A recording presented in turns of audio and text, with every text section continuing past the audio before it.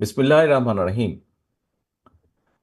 আহ, আজকে ঢাকা আইনজীবী ফোরাম কর্তৃক আয়োজিত এই 31 দফা কর্মশালা অনুষ্ঠানের সম্মানিত সভাপতি আহ, জনাব খোরশেদ আলম, মঞ্চে উপস্থিত আহ, বাংলাদেশ জাতীয়তাবাদী আইনজীবী ফোরামের সম্মানিত সভাপতি জনাব জয়নাল আবেদিন, উপস্থিত ব্যারিস্টার কায়সার, উপস্থিত আহ, প্রখ্যাত আইনজীবী প্রফেসর বুরহানুদ্দিন, উপস্থিত আহ, বাংলাদেশ জাতীয়তাবাদী দল মিডিয়া সেলের আহ্বায়ক জনাব ডক্টর পাভেল সহ আমার সামনে উপস্থিত এই হলের ভেতরে এবং ক্যামেরার মাধ্যমে আমি দেখেছি যে একটি অন্য ঘরেও আরও আইনজীবী উপস্থিত আছেন যারা শুনছেন বা দেখছেন। উপস্থিত সকল আইনজীবীবৃন্দ, আসসালামু আলাইকুম। আপনাদেরকে প্রথমে আন্তরিক ধন্যবাদ জানাই যে এই অনুষ্ঠানটিতে আহ, কথা বলার সুযোগ হওয়ার জন্য আমার মনে হয় আপনারা ডক্টর পাভেলের কাছ থেকে আমাদের 31 দফার যেই পুরো বিষয়টি, এই বিষয়টি সম্পর্কে আপনারা এর মধ্যেই সম্পূর্ণভাবে মোটামুটিভাবে শুনেছেন এবং আমাদের লক্ষ্য কি, উদ্দেশ্য কি সংক্ষিপ্তভাবে উনি তুলে ধরেছেন খুব সুন্দরভাবে। এখন এই যে 31 দফা, এই 31 দফাটির শুরু করার আগে আমরা যদি ভিন্নভাবে একটা বিষয় চিন্তা করি, সেটি হলো যে আপনারা আজকে যারা এখানে উপস্থিত আছেন, সেটি সুপ্রিম কোর্ট হোক, হাই কোর্ট হোক, ঢাকা বার হোক, অথবা বাংলাদেশের অন্য যে বারগুলো আছে সবগুলো বারের কেউ না কেউ কোনো না কোনো সদস্য আজকে এখানে উপস্থিত আছেন। একজন আইনজীবী হিসাবে যদি আপনি একটু পিছনে ফিরে তাকান, তাহলে বিগত 15-16 বছর বা 17 বছর আমরা যদি সেই 111 থেকে ধরি, তাহলে আপনি আপনার যে সেক্টরটি, এই সেক্টরে কি অবস্থা হয়েছে, কি অরাজকতা হয়েছে, কি অবিচার, কি অন্যায় হয়েছে, এটি আপনাদের প্রত্যেকের মেমোরিতে রয়ে গিয়েছে, স্মৃতিতে রয়ে গিয়েছে। এখন প্রিয় উপস্থিতিবৃন্দ, ঠিক একইভাবে যেহেতু আপনারা এমন একটি পেশায় আছেন, আপনাদেরকে আপনার পেশাগত দায়িত্বের কারণে বিভিন্ন মানুষের সাথে আপনাদেরকে মিশতে হয়, কথা বলতে হয়। আপনি একজন লয়ার, কিন্তু লয়ার হিসেবে আপনাকে পেশাগত কারণেই ব্যবসায়ীর সাথে কথা বলতে হয়। আপনাকে পেশাগত কারণে ডাক্তারের সাথে কথা বলতে হয়, ইঞ্জিনিয়ারের সাথে কথা বলতে হয়, একজন শিক্ষকের সাথে কথা বলতে হয়, একজন গৃহিণীর সাথে কথা বলতে হয়, একজন ছোট মুদির দোকানদার হোক বা একজন ছোট ব্যবসায়ী হোক বা যে কোনো পেশার বা সাংবাদিক হোক, যে কোনো পেশার মানুষের সাথে কম বেশি কথা বলতে হয় আপনার পেশাগত কারণে। এবং সবার কাছ থেকে বিগত 15 বছর বিভিন্নভাবে আপনারা বিভিন্ন নির্যাতনের কাহিনী শুনেছেন, অত্যাচারের কাহিনী শুনেছেন, ডিপ্রাইভ, যেই শব্দটি বাংলাদেশে বহুল এখন জনপ্রিয় আলোচিত, বৈষম্য যেই শব্দটি, এই বৈষম্যের শিকার হয়েছেন বহু লক্ষ কোটি মানুষ এই বাংলাদেশের। আর বাংলাদেশ জাতীয়তাবাদী দল সহ যে সকল রাজনৈতিক দল স্বৈরাচারের সময় মানুষের অধিকার আদায়ের আন্দোলনে সোচ্চার ছিল, মানুষের অধিকার, রাজনৈতিক অধিকার প্রতিষ্ঠার আন্দোলনে সোচ্চার ছিল, সেই সকল দলের নেতা বা কর্মীদের কি অবস্থা হয়েছে তার চাক্ষুষ প্রমাণ হচ্ছে না আপনারা। অর্থাৎ আপনাদের এই সেক্টর সহ, আইন সেক্টর সহ, বিচার ব্যবস্থা সহ সর্বক্ষেত্রে একটি অরাজক অবস্থা ছিল, একটি ভঙ্গুর পরিস্থিতি হয়ে গিয়েছে, হয়ে গিয়েছিল না হয়ে গিয়েছে, অর্থাৎ এখনো ক্ষেত্র বিশেষে এটা চলমান আছে। প্রিয় উপস্থিতিবৃন্দ, এখানে বক্তারা উল্লেখ করেছেন আপনাদের কাছে, আমি যতটুকু জানি আপনাদের প্রত্যেকের কাছে একটি ছোট বুকলেটও পৌঁছে গিয়েছে বোধহয় বাই নাও, এই অনুষ্ঠানের শুরুতেই। এবং সেখানে যদি আপনারা দেখেন, সেখানে একটি ডেট লেখা আছে যে কবে আমরা প্রথম এই 31 দফাটি উপস্থাপন করেছিলাম দেশের মানুষের কাছে, দেশের সামনে আমরা উপস্থাপন করেছিলাম। প্রথমে এইটি 31 দফাটি 31 দফা ছিল না, এটি ছিল 27 দফা। এখানে বোরহান সাহেব খুব সুন্দরভাবে বলেছেন ওনার বক্তব্যে যে আমরা শহীদ রাষ্ট্রপতি জিয়াউর রহমান কর্তৃক ঘোষিত যে 19 দফা ছিল, সেখান থেকে আমরা নিয়েছি, যা বর্তমান সময়ের সাথে বা ভবিষ্যতের সাথে সামঞ্জস্যপূর্ণ। সময়ের সাথে কিছু কিছু জিনিস তো অবশ্যই পরিবর্তিত হয়। এরপরে আমরা ভিশন 2030 দেশনেত্রী বেগম খালেদা জিয়া যেটি উপস্থাপন করেছিলেন সেখান থেকেও নিয়েছি। আমরা প্রথমে এটিকে 27 দফা হিসাবে উপস্থাপন করেছিলাম। পরবর্তীতে আমাদের সাথে যে সকল গণতান্ত্রিকামী রাজনৈতিক দল ছিলেন তাদেরও মতামত নিয়েছি, তারাও কিছু কিছু মতামত নিয়েছেন। তারপরে আমরা এটিকে 31 দফায় নিয়ে আসি। 27 থেকে অন্যান্য যে সকল রাজনৈতিক আমাদের সাথে রাজনৈতিক দল ছিলেন আন্দোলনে, তাদের মতামতের ভিত্তিতে, তাদেরও কিছু সাজেশন ছিল, সেটার ভিত্তিতে আমরা 31 দফায় নিয়ে আসি। এখন এই 31 দফাটি আমরা প্রায় 2.5 বছর আগে দেশের মানুষের সামনে উপস্থাপন করেছি, দেশের সামনে উপস্থাপন করেছি। যেই পয়েন্টটি দিয়ে আমি আপনাদের সামনে আলোচনা, আমার বক্তব্য শুরু করেছি, যে প্রত্যেকটি সেক্টর কি অবস্থা হয়েছে সেটি কম বেশি চাক্ষুষ প্রমাণ আপনারা, সেটি বিভিন্নভাবে আপনারা সেই বিষয়ে ধারণা আছে আপনাদের। উপস্থিতিবৃন্দ, বাংলাদেশ জাতীয়তাবাদী দল বাংলাদেশের মানুষের সমর্থনের উপরে ভিত্তি করে এর আগে কয়েকবার রাষ্ট্র পরিচালনা করেছে। যেহেতু বাংলাদেশ জাতীয়তাবাদী দলের রাষ্ট্র পরিচালনার অভিজ্ঞতা আছে, হ্যাঁ, আমরা অতীতে রাষ্ট্র পরিচালনা করেছি, হতে পারে ক্ষেত্র বিশেষে আমাদের কিছু কিছু ভুল হয়েছে, আমরা যেভাবে অনেক জিনিস করতে চেয়েছি হয়তো পারিনি বিভিন্ন সীমাবদ্ধতার কারণে, কিন্তু আমাদের একটি অভিজ্ঞতা আছে, এই দলের অভিজ্ঞতা আছে, এই দলে অভিজ্ঞতা সম্পন্ন মানুষ আছেন যারা রাষ্ট্র পরিচালনার দায়িত্বে ছিলেন। আমরা এই সব কিছুর আলোকে বিবেচনা করে, আলোচনা করে 31 দফাটি আমরা উপস্থাপন করেছি। আমরা দেখেছি যে স্বৈরাচারের সময়, বিশেষ করে এটির প্রক্রিয়াটি শুরু হয়েছিল 111-এর গভর্নমেন্টের সময় থেকে, এবং পরবর্তীতে যে পলাতক স্বৈরাচার তাদের সময় এটি কন্টিনিউ করেছে। আমরা অর্থনীতির কথা বলি, আমরা কৃষির কথা বলি, আমরা শিল্পের কথা বলি, আমরা শিক্ষার কথা বলি, আমরা স্বাস্থ্যের কথা বলি, বিচার ব্যবস্থা তো অবশ্যই আছে, আমরা প্রশাসনের কথা বলি, সেটি সিভিল প্রশাসন হতে পারে, সেটি পুলিশ প্রশাসন হতে পারে, সেটি মিলিটারি প্রশাসন হতে পারে। আমরা যেই সেক্টরের কথা বলি না, কম বেশি প্রত্যেকটি সেক্টরকে ধ্বংস করে ফেলা হয়েছিল, ধ্বংসের দ্বার প্রান্তে নিয়ে যাওয়া হয়েছিল। কেন নিয়ে যাওয়া হয়েছিল, কিভাবে নিয়ে যাওয়া হয়েছিল, এগুলো লম্বা স্টোরি, সেগুলোতে যাওয়ার প্রয়োজন নেই। যেই কথাটি আমি আপনাদের সামনে বলছিলাম, যে বাংলাদেশ জাতীয়তাবাদী দল যেহেতু রাষ্ট্র পরিচালনার একটি অভিজ্ঞতা এই দলের আছে, এই দলে সেই সকল ব্যক্তি আছেন যারা রাষ্ট্র পরিচালনা করেছেন, সকলে মিলে সিদ্ধান্ত নিয়েছেন, দেখেছেন অভিজ্ঞতার আলোকে। আমরা দেখেছি যে আমরা যদি কতগুলো এখন পলিসি সিদ্ধান্ত গ্রহণ না করি, তাহলে এই দেশকে ধ্বংস থেকে রক্ষা করা সম্ভব নয়। যে সময় বাংলাদেশের কোনো ব্যক্তি, বর্তমানে আমরা অনেককে শুনছি, বিভিন্ন জন, বিভিন্ন মানুষ, সমাজের বহু মানুষ এইরকম বিভিন্ন সংস্কার প্রস্তাব উপস্থাপন করছেন, যেটি একটি খুব ভালো বিষয় বলে আমি মনে করি। প্রত্যেকটি মানুষেরই চিন্তা ভাবনা আছে, বক্তব্য আছে, বিভিন্ন বিষয় সম্পর্কে ধারণা আছে, জ্ঞান আছে। প্রত্যেকেই তাদের তাদের আইডিয়াটি শেয়ার করতে পারেন, উপস্থাপন করতে পারেন, দিস ইজ ভেরি ওয়েলকামিং। কিন্তু যে সময় কেউ সাহস করেনি স্বৈরাচারের মুখের উপরে দাঁড়িয়ে, স্বৈরাচারের চোখে চোখ রেখে বলতে যে এই এই বিষয় সংস্কার করা প্রয়োজন, এই বিষয় দেশ ধ্বংসের দ্বার প্রান্তে, ঠিক সেই সময় বাংলাদেশ জাতীয়তাবাদী দল, তার সাথে যে সকল রাজনৈতিক দল আন্দোলনে আমরা রাজপথে ছিলাম, সকল দল মিলিতভাবে আমরা 31 দফা উপস্থাপন করেছি। আজকের অনেক ব্যক্তিবর্গই সেদিন সংস্কারের স্বর ধারে কাছে ওনারা ছিলেন না, কিন্তু সেদিন বিএনপি সহ বিএনপির সাথে সমমনা মানুষগুলো, সমমনা দলগুলো আমরা 31 দফা উপস্থাপন করেছিলাম। এখন যে কথাটি একটু আগে আপনাদের সামনে বলেছি, যে 31 দফার ভিতরে কি কি আছে, বা 31 দফা কেন, কোন লক্ষ্যে। প্রিয় সহকর্মীবৃন্দ, অভিজ্ঞতা তো অবশ্যই আছে, এবং অভিজ্ঞতার সাথে সাথে বাংলাদেশ জাতীয়তাবাদী দল, এটির লক্ষ্য এবং উদ্দেশ্য কি। আমরা একটি রাজনৈতিক দল, আমাদের রাজনৈতিক কর্ম পরিকল্পনা, প্ল্যানিং এসব থাকবেই।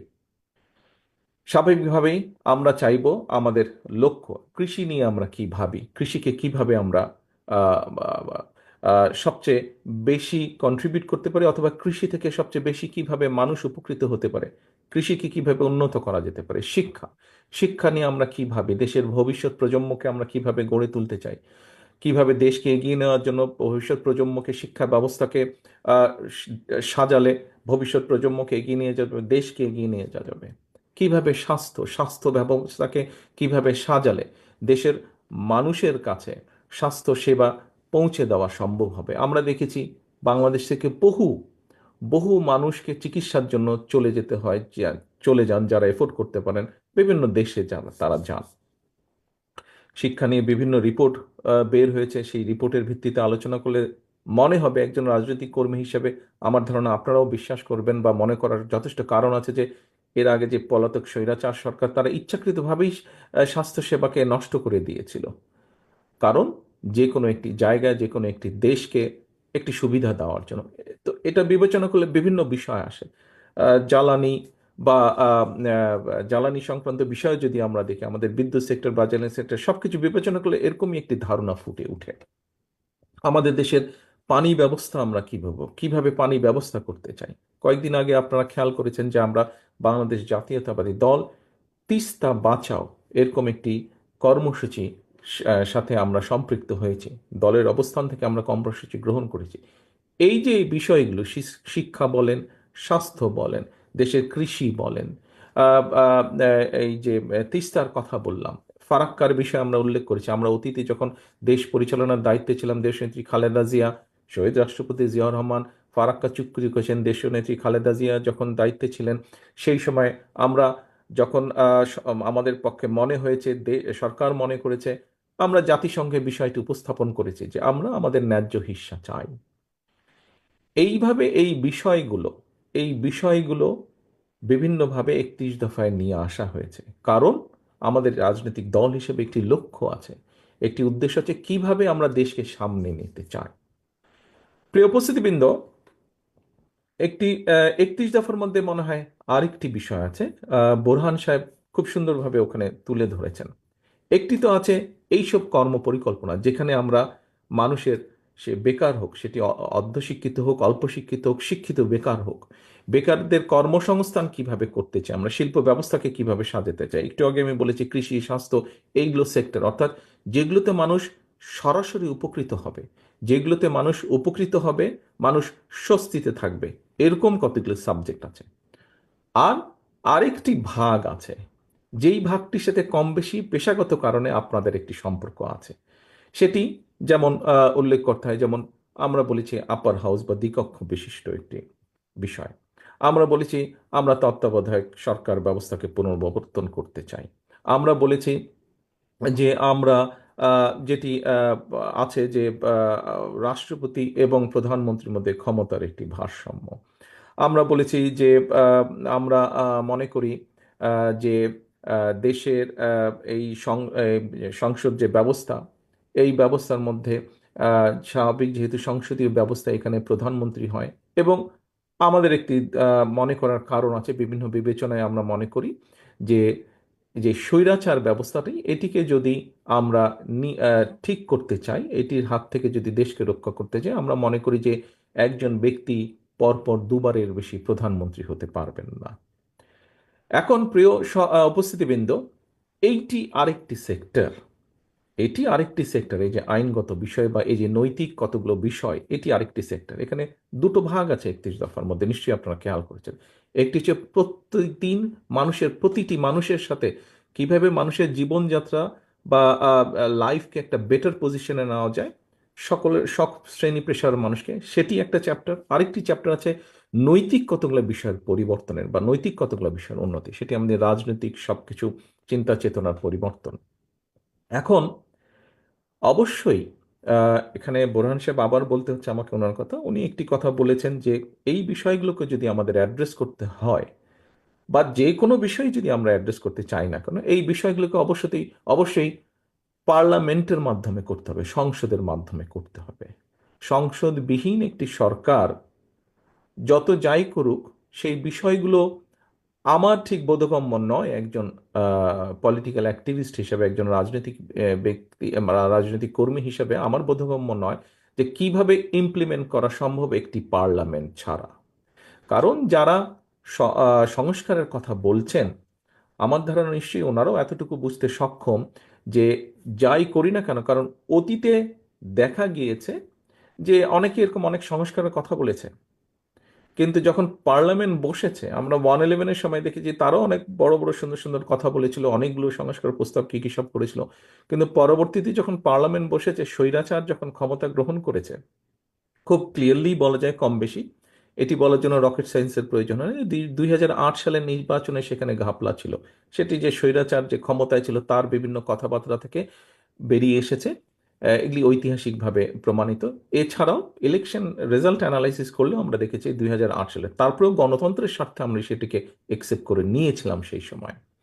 তো আমরা যদি দেখি তাহলে আমরা দেখেছি যে তখনও সেই সব সংস্কার প্রস্তাবকে তখন অন্যভাবে চেঞ্জ করে ফেলা হয়েছিল, করা হয়নি। কারণ সেটি প্রকৃত জনগণের ভোটে নির্বাচিত সংসদ ছিল না। জনগণের ভোটে 2008 সালে প্রকৃত জনগণের ভোটে ছিল না। এবং এইবার আর সেইবারের তফাৎটা এটাই হচ্ছে যে এইবার সংস্কারের প্রস্তাব সবচাইতে প্রথম বাংলাদেশ জাতীয়তাবাদী দল দেশের সামনে এবং দেশের মানুষের সামনে উপস্থাপন করেছে। আর কেউ করার আগে সবচাইতে আগে আমরা করেছি, বাংলাদেশ জাতীয়তাবাদী দল। যেহেতু আমরা বাংলাদেশ জাতীয়তাবাদী দল এই সংস্কার প্রস্তাব সবচাইতে আগে উপস্থাপন করেছি, কমিটমেন্ট করেছি আমরা বাংলাদেশের মানুষের কাছে, সেজন্যই এটিকে পর্যায়ক্রমিকভাবে ধারাবাহিকভাবে এটিকে সাকসেসফুল করা অথবা এটি প্রতিশ্রুতি পূরণ করা, এটি আমাদের একটি পবিত্র দায়িত্ব।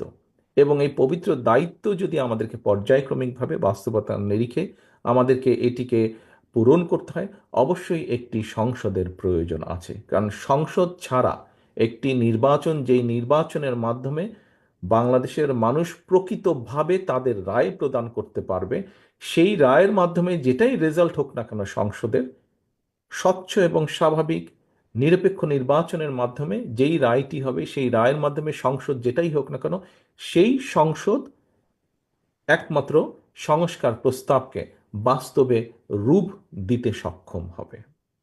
প্রিয় উপস্থিতিবৃন্দ, আহ, বিভিন্ন ব্যক্তি, বিভিন্ন বিষয়, কোন নির্বাচন আগে হবে, কোন নির্বাচন পরে হবে, বিভিন্ন জনের বিভিন্ন দাবি হয়তো থাকতেই পারে, এটিতে থাকতেই পারে।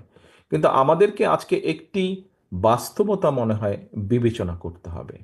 সেই বাস্তবতা আমরা যদি আমাদের চারিদিকে তাকাই, তাহলে আমরা একটি অস্থিরতা হয়তো লক্ষ্য করতে পারি। বিভিন্ন টিভি টকশো থেকে আরম্ভ করে বিভিন্ন ব্যক্তি যারা বিভিন্নভাবে তাদের রাজনৈতিক বক্তব্য উপস্থাপন করেন, বিভিন্ন মাধ্যমে, ইলেকট্রনিক মাধ্যম সহ বিভিন্ন মাধ্যমে, প্রত্যেক জায়গায় আমরা দেখছি যে একটি অস্থিরতা বিরাজ করছে।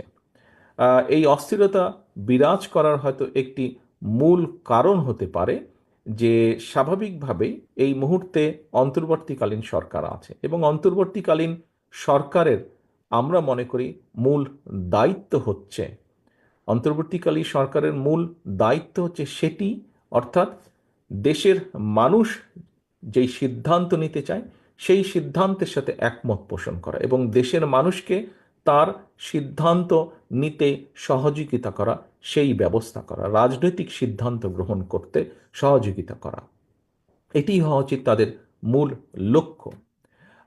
আমরা আহ, লক্ষ্য করছি যে বিভিন্ন কথাবার্তা, সরকারের বিভিন্ন ব্যক্তির বিভিন্ন কথাবার্তা থেকে আমাদের কাছে মনে হচ্ছে তারা, এবং বিভিন্ন ব্যক্তির আলোচনা থেকেও ফুটে উঠছে যে তারা সম্ভবত তাদের লক্ষ্য থেকে কিছুটা হলেও বিচ্যুত হচ্ছেন ক্ষেত্র বিশেষে। এবং বিভিন্ন স্টেটমেন্ট থেকে, বিভিন্ন ব্যক্তির বিভিন্ন স্টেটমেন্ট থেকে বিভিন্ন রকম কনফিউশনের তৈরি হচ্ছে, বিভিন্ন কনফিউশন তৈরি হচ্ছে, মানুষ বিভিন্নভাবে কনফিউজড হচ্ছে। প্রিয় উপস্থিতিবৃন্দ, খুব স্বাভাবিকভাবে রাজনীতিতে যখন কনফিউশন থাকবে, অস্থিরতা তখন দেখা দিবে আমাদের, এবং এই অস্থিরতার কারণে প্রত্যেকটি দেশের প্রত্যেকটি মানুষ সমস্যার সম্মুখীন হবে। কারণ যখনই রাজনৈতিক অস্থিরতা থাকবে, রাজনৈতিক স্টেবিলিটি যদি আমরা এনশিওর করতে না পারি, তাহলে আমরা যে যত সংস্কারই ঘোষণা করি না কেন, যে যত নীতি গ্রহণ করি না কেন, কোনোটি সাকসেসফুল হবে না। রাজনীতি অস্থির হলে এটি এফেক্ট করবে অর্থনীতিতে, এবং অর্থনীতি এফেক্ট করবে সব কিছুকে, অর্থনীতি এফেক্ট করবে সব কিছুকে। সেই জন্যই অর্থনীতি এফেক্ট করবে, এমনকি আপনারা যারা আইন পেশার সাথে সম্পৃক্ত আছেন, আপনার পেশাকে এফেক্ট করবে খুব স্বাভাবিকভাবে। একজন ক্ষুদ্র মুদি দোকানদার বলি, একজন রিক্সা চালক বলি, একজন সিএনজি চালক বলি, একজন মাঝারি ব্যবসায়ী বলি, আহ, যে কারো কথাই বলি না কেন, প্রত্যেকটি ক্ষেত্রে কিন্তু এফেক্ট করবে এবং প্রতিটি মানুষ ক্ষতিগ্রস্ত হবে। সেই জন্য আমাদের মূল লক্ষ্য হওয়া উচিত, অন্তর্বর্তীকালীন সরকার সহ প্রতিটি মানুষের আমাদের মূল লক্ষ্য হওয়া উচিত অবশ্যই দেশকে আগামী দিনে একটি যত দ্রুত সম্ভব একটি স্টেবল স্থিতি অবস্থার কাছে নিয়ে আসা। আমরা যখন একটি স্থিতি অবস্থার মধ্যে নিয়ে আসব, সারা পৃথিবীতে যেটি গ্রহণযোগ্য বিষয়, যে রাজনৈতিক অস্থিরতা বলুন বা রাজনৈতিক আলোচনা বলুন, রাজনৈতিক তর্ক বিতর্ক বলুন, সেটিকে সংসদের মধ্যে নিয়ে আসা। সংসদই হচ্ছে সবচেয়ে বড় জায়গা, সবচেয়ে মূল জায়গা, যেখানে রাজনৈতিক বিষয়ে আলোচনা, সিদ্ধান্ত যাই হোক না কেন সেটি সংসদের মধ্যে হয়ে থাকে। আমরা যদি সংসদকে কার্যকর করতে যত দেরি করব, এই অস্থিরতা, এই তর্ক বিতর্ক সবকিছু তখন সংসদের বাইরে চারিদিকে ছড়াতে থাকবে। এবং সংসদের বাইরে যত বেশি এটি ছড়াবে, তত সব জায়গায় বিভিন্নভাবে অর্থনীতি থেকে শুরু করে সামাজিক অবস্থান থেকে শুরু করে সকল জায়গায় একটি অস্থিরতা দেখা দিবে, যা সামগ্রিকভাবে দেশকে ক্ষতিগ্রস্ত করবে। কাজেই প্রিয় উপস্থিতিবৃন্দ, আপনারা এখানে আছেন, আপনাদের নামের সাথে একটি লার্নের শব্দ সবসময় ব্যবহার করা হয় এবং এই কথাটি কম বেশি আমরা সবাই বিশ্বাস করি, এটির যথার্থতা আছে। সেজন্যই আজকে এখানে যেই উপস্থিতিবৃন্দ আপনারা উপস্থিত আছেন, আপনারা আহ, আমি মনে করি সমাজের একটা দর্পণ হিসাবে আপনাদেরকে আমরা বিবেচনা করতে চাই এবং সেজন্যই আপনাদের এখানে বিশাল একটি ভূমিকা আছে। এখানে আপনারা এই পেশার সাথে যারা জড়িত আছেন, আপনাদের একটি বিশাল ভূমিকা আছে। কি সেই বিশাল ভূমিকা? সেই বিশাল ভূমিকাটা হচ্ছে যে, এই যে আমি যেভাবে আপনাদের সামনে উপস্থাপন করার চেষ্টা করেছি যে দেশে একটি স্থিতি অবস্থা প্রয়োজন আমাদের। স্বৈরাচার দেশকে যে অবস্থায় রেখে গিয়েছে, পলাতক স্বৈরাচার, দেশে অবশ্যই দ্রুত একটি স্থিতি অবস্থার প্রয়োজন। প্রিয় উপস্থিতিবৃন্দ, একটি কথা, আমি জানি না এই কথাটি কে কিভাবে গ্রহণ করবেন, তবে একটি কথা আমি মনে করি। দেখুন, তালি পাওয়া কথা বলা খুব সহজ ব্যাপার, কিন্তু ক্ল্যাপিং পাওয়ার জন্য এরকম রাজনীতির চটকদার এরকম অনেক কথা থাকে, কথা যেগুলো আমরা বলতে পারি, বাট বাস্তবতা বা বাস্তব কিন্তু অনেক ভিন্ন, অনেক রূঢ়। বাস্তবে আমাদেরকে অনেক বিষয়ে ডিল করতে হয় আমাদেরকে। আমাদেরকে বলতে আমরা বোঝাচ্ছি সকলকে আমাদেরকে মেনে চলতে হয়, বুঝে চলতে হয়। সেজন্যই আমি বলছি যে আজকে যেই কথাগুলো আমি বলার চেষ্টা করেছি আপনাদের সামনে, বলতে চাইছি আপনাদের সামনে, সেটি হচ্ছে যে আমরা যত দ্রুত দেশে একটি স্থিতি অবস্থা, মানে এইটি আগে করব না ওটি আগে করব, ওটি আগে করব না এটি আগে করব, এই তর্ক বিতর্ক যদি চলতে থাকে, আহ, তাহলে সামগ্রিকভাবে জাতি কিন্তু ক্ষতিগ্রস্ত হবে আরো বেশি। দেশ তো ক্ষতিগ্রস্ত হবেই এবং বিভিন্ন সমস্যা দেখা দিবে। সেজন্যই আমরা মনে করি, বিএনপির অবস্থান থেকে আমরা মনে করি, আহ, রাজনৈতিক দল হিসেবে আমরা মনে করি, একজন রাজনৈতিক কর্মী হিসেবে আমি মনে করি, দেশে যত দ্রুত সম্ভব একটি স্থিতি অবস্থা আনা সম্ভব, তত দ্রুত দেশকে ধ্বংসের কিনারা থেকে ধীরে ধীরে বের করে নিয়ে আসা সম্ভব, সরিয়ে নিয়ে আসা সম্ভব। অনেকেই বলে থাকেন, কোনো কোনো ব্যক্তি, আমি শুনেছি, অনেকের না বলেও কোনো কোনো ব্যক্তি বলার চেষ্টা করেন বা বলে থাকেন যে নির্বাচন হলেই কি সব সমস্যার সমাধান হয়ে যাবে? নির্বাচন হলেই যে সব সমস্যার সমাধান হয়ে যাবে, সে কথাটি এইভাবে না বলে আমরা চিন্তা করতে পারি, নির্বাচন হলে যেহেতু একটি স্থিতি অবস্থা আসবে এবং ধীরে ধীরে রিফর্ম কাজগুলো শুরু হবে, সমস্যাগুলোর আহ, প্রকটতা, তীব্রতা ধীরে ধীরে কমা শুরু করবে এবং নির্বাচন হলে সমস্যাগুলোর সমাধান কিভাবে করা যায়, এটি দায়িত্বপ্রাপ্ত হবেন বিভিন্ন মানুষ। যখন দায়িত্বপ্রাপ্ত হবেন, স্বাভাবিকভাবেই তারা বসবেন, তারা আলোচনা করবেন, তারা কাজ করবেন। একদিনে কোনো কিছুই হবে না, বাট হওয়া পসিবিলিটি শুরু হবে, হওয়ার সম্ভাবনা শুরু হবে। কাজেই প্রিয় উপস্থিতিবৃন্দ, আজকে আমরা এখানে 31 দফার কর্মশালায় অনুষ্ঠানে যোগদান করেছি। এই 31 দফার লক্ষ্য উদ্দেশ্যই ছিল দেশ এবং দেশের মানুষ, কিভাবে দেশের মানুষের অবস্থার উন্নতি ঘটানো যায়, কিভাবে দেশের উন্নতি ঘটানো যায়। এই 31 দফা বাস্তবায়নের সুযোগ যদি বাংলাদেশ জাতীয়তাবাদী দল আগামী দিনে বাংলাদেশের মানুষের সমর্থনে সরকার গঠনে সক্ষম হয়, তাহলে এই 31 দফা আমরা পূরণে আমরা যথাসাধ্য আমাদের অবশ্যই চেষ্টা থাকবে। কিন্তু কিন্তু 31 দফাকে যদি আমাদের বাস্তবায়ন করতে হয়, তাহলে আমি ব্যক্তিগতভাবে বিশ্বাস করি 31 দফা বাস্তবায়ন করতে হলে 31 দফা আপনারা যদি খুব ভালো করে দেখেন, আহ, আমরা আমাদের অবস্থান থেকে 31 দফা দিয়েছি। অন্তর্বর্তীকালীন সরকার বেশ কয়েকটি 6টি বোধহয় কমিশন গঠন করেছেন, তারাও বিভিন্ন বিষয়ে সুপারিশ দিয়েছেন। আপনারা যদি মিলিয়ে দেখেন দেখবেন খুব একটা বেশি তফাৎ নেই 31 দফার সাথে, খুব একটা বেশি ডিফারেন্স নেই। কিছু কিছু থাকতেই পারে, না থাকার কোনো কারণ নাই। তাদের কিছু কিছু বিষয় মনে হয়েছে ওনারা দিয়েছেন, এটা দিতেই পারেন ওনারা, কিন্তু মূল বা বেসিক বিষয়গুলোর মধ্যে কোনো তেমন কোনো পার্থক্য নেই। তাই যদি হয়ে থাকে তাহলে অবশ্যই আমরা মনে করি, এবং একই সাথে আপনারা প্রথমেই যেই কথাটি বলেছি, বোরহান সাহেব ওনার বক্তব্যে বলেছেন যে 31 দফা শুধু বিএনপির না, বিএনপির সাথে আমরা আরো কতগুলো রাজনৈতিক দল, যেই দলগুলোর সাথে আমাদের রাজনৈতিক আদর্শেরও ভিন্নতা আছে, কিন্তু সেই দলের নেতৃবৃন্দও কিন্তু আলোচনা পর্যালোচনা করে, আমরা তাদের সাথে আলোচনা করে আমরা সকলে মিলে দিয়েছি। কাজেই 31 দফা এই বাংলাদেশের একটি বৃহৎ জনগোষ্ঠীর মতামতের রিফ্লেকশন, বৃহৎ জনগোষ্ঠীর মতামতের রিফ্লেকশন। শুধু বিএনপি না, বিএনপির সাথে আরো অনেকগুলো দল আছেন যারা তাদের মতামত দিয়েছেন, এবং তারাও বাংলাদেশের বহু মানুষকে রিপ্রেজেন্ট করেন। বিএনপি যেমন করে তারাও করেন। কাজে এটি বৃহৎ জনগোষ্ঠীর রিপ্রেজেন্টেশন হচ্ছে, বা রিফ্লেকশন, বৃহৎ জনগোষ্ঠীর মতামতের রিফ্লেকশন হচ্ছে এই 31 দফা। কাজে এখানে খুব অন্য কারোর সাথে বা বর্তমানে যারা দিচ্ছেন তাদের সাথে খুব তফাৎ হওয়ার কোনো কারণ নেই। 31 দফা পূরণ করতে হলে শুধু আমরা ইনশাল্লাহ জনগণের সমর্থনে সরকার গঠনে সক্ষম হলে আমরা 31 দফা পূরণে প্রতিটি দল, প্রতিটি মানুষের আমাদের সহযোগিতা কাম্য। প্রতিটি দল, প্রতিটি মানুষের সহযোগিতা কাম্য আমাদের। আমরা একা পারবো না, যেহেতু দেশ গঠন একক কোনো কাজ নয়। দেশ গঠন, দেশকে রাষ্ট্র পুনর্গঠন, রাষ্ট্রের কাঠামোকে পুনর্গঠন করতে হলে একক সরকারের পক্ষে সম্ভব নয়। এটি দরকার সকল মানুষের সমষ্টিগত প্রচেষ্টার মাধ্যমে।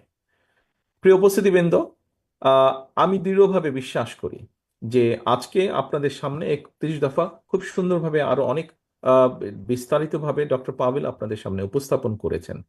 আপনাদের হয়তো কারো কারো মনে কোনো কোনো প্রশ্ন ছিল, আমার মনে হয় এই প্রশ্নের পুরোটা না হলেও অনেকটার উত্তর আপনারা খুঁজে পেয়েছেন।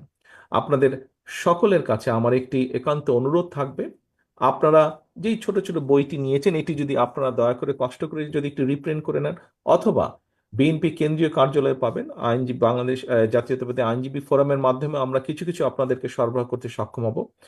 আপনারা যতটুকু সম্ভব, এখানে যেহেতু জাতীয়তাবাদী আইনজীবী ফোরামেরই অধিকাংশ সদস্য উপস্থিত আছেন, আপনাদের সকলের কাছে অনুরোধ থাকবে যতটুকু আপনাদের কাছে যেভাবে সম্ভব, যখন মনে করবেন আপনার ক্লায়েন্ট যারা আসবে দয়া করে তাদের সামনে খুব সংক্ষেপে হলে 31 দফার বিষয়টি তুলে ধরবেন। আর যদি সম্ভব হয় চেষ্টা করবেন 31 দফার একটি বই, ছোট যেই বইটি বুক পকেটে রাখা যায়, এই বইটি দয়া করে যাকে যাকে সম্ভবভাবে মনে করবেন তার কাছে বইটি পৌঁছে দিবেন, তার সামনে আপনি কথাটি দয়া করে তুলে ধরবেন। আমি একটু আগে যেই কথাটি বললাম, যে কোনো, দেখুন, আহ, একটি বিল্ডিং, 5 তলা একটি বিল্ডিং গড়ে তুলতে হয়তো 100-150-200 শ্রমিক অক্লান্ত পরিশ্রমের মাধ্যমে গড়ে তুলতে সক্ষম হন, কিন্তু বিল্ডিংটি যদি ভেঙে ফেলতে হয় আমার মনে হয় 1-2জন শ্রমিকের পক্ষেই সম্ভব পুরো বিল্ডিংটি ভেঙে ফেলা। কাজেই রাষ্ট্র পুনর্গঠনের জন্য প্রতিটি দেশের প্রতিটি মানুষ, প্রতিটি নাগরিকের, বিবেকবান প্রতিটি মানুষের সহযোগিতা কাম্য, সাহায্য কাম্য। সকলের মিলিত প্রচেষ্টার মাধ্যমেই আমরা একটি সুন্দর, আমাদের প্রত্যাশিত একটি বাংলাদেশ ইনশাল্লাহ গড়ে তুলতে সক্ষম হব। সকলকে আন্তরিকভাবে ধন্যবাদ। আল্লাহ হাফেজ। বাংলাদেশ জিন্দাবাদ। বাংলাদেশ জাতীয়তাবাদী দল জিন্দাবাদ।